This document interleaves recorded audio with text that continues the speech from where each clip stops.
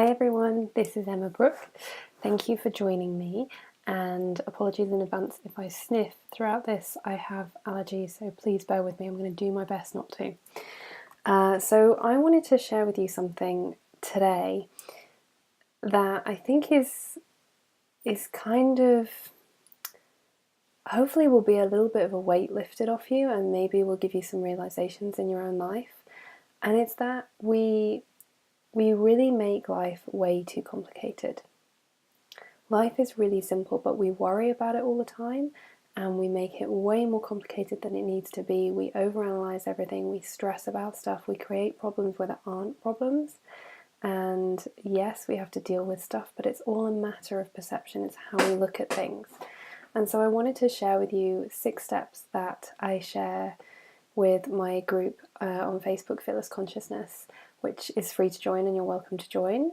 Just check it out, Fearless Consciousness. You get lots of tips and coaching from me. But it's a very simple process that you can apply to every single thing and situation in your life, and it will make it way easier and hopefully bring you a lot more joy and peace. And these steps sound really simple. Don't overthink them. They are. There's stuff that you need to work on. There are tools and techniques for each of these steps, and if you want to go through them in more detail, you are more than welcome to contact me, send me an email, emma@emmabrooke.net. We can maybe work together and help you get through some of these steps. But they really are that simple. It's not brain surgery. You can do this. Anybody can do this. It's entirely possible to lead a very joyful, very happy, very peaceful life without the drama. So the 6 steps are these. Show up. Be there.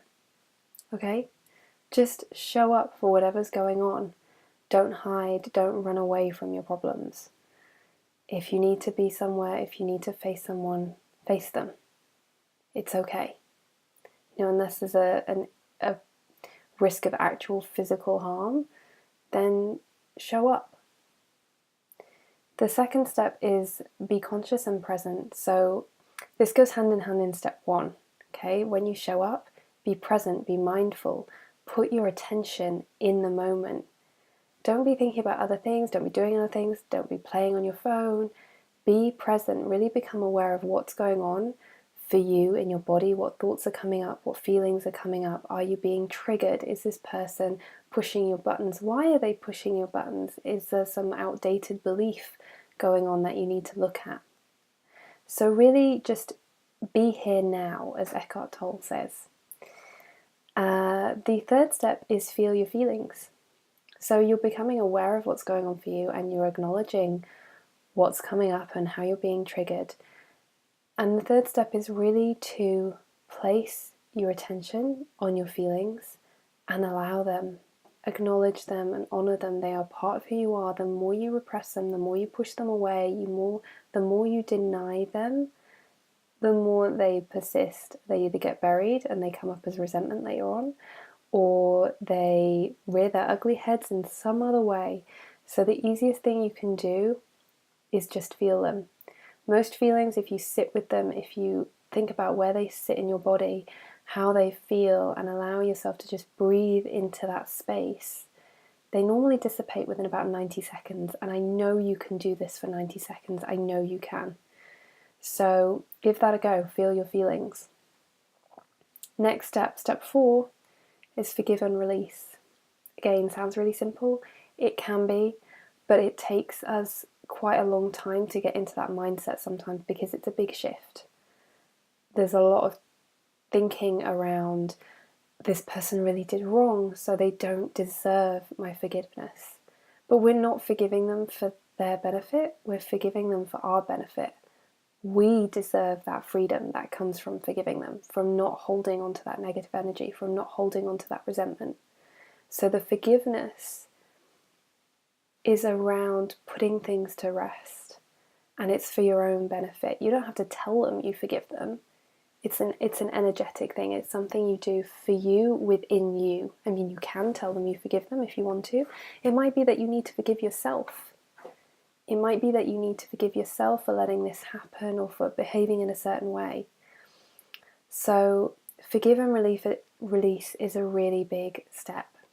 There are lots of tools and techniques out there in terms of forgiving and releasing. Just merely setting the intention that you would like to forgive and that you're open to forgiving will set the balls in motion. It will give a sign to the universe, and the universe will come and meet you. It may take a little bit of time, but stick with it. Forgive and release, forgive and release. You know, Gabrielle Bernstein's mantra, I forgive myself and I choose to see this differently, is one of the most powerful things we can do. It's taken from A Course in Miracles, and it works. So just be open to the possibility of forgiving, not for the other person, but for yourself. The next step, see with love and compassion. So one of the things that I said to a client was just recently, this morning actually, was when we realize, when we really see the other person, the person who's hurt us, even if that's ourselves, with compassion, then we found true freedom. When we can genuinely see the other person with love and compassion, we know we've kind of made it. We've done that work. We've forgiven. We've truly forgiven. And compassion is a really big step, and it feels so good when we can finally get there and we can see that person and go, do you know what? They had their own journey. They've had their own stuff, and it doesn't mean that they're entitled to do what they want to do and hurt me the way that they did, but actually I see that they're in pain and they're acting from a place of fear and hatred, and I have compassion for them, because who wants to live in a place of hatred and fear? That's a really big step. So just look out for that compassion, look out for that feeling of really acknowledging the pain that they must be in to treat you the way that they did. Or you, if it was you, if you betrayed yourself or hurt yourself. And the next step, it's really easy. Follow your joy. Do what makes you happy. Every day is a case of just recalibrating. So figuring out, oh, am I swaying a little bit into fear? Am I swaying a little bit into something that doesn't feel good? Oh, okay, I'm aware of that. Let's just pull me back to joy. It's just little bits each day. You go a little bit, of course you right yourself again.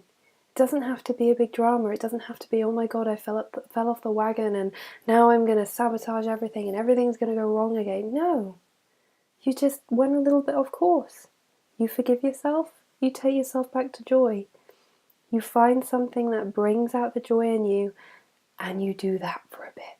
Okay? No big drama. No big stress.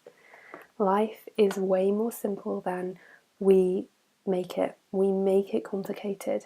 And those are really simple steps that you can use in your whole entire life with every situation to find bliss and joy and peace.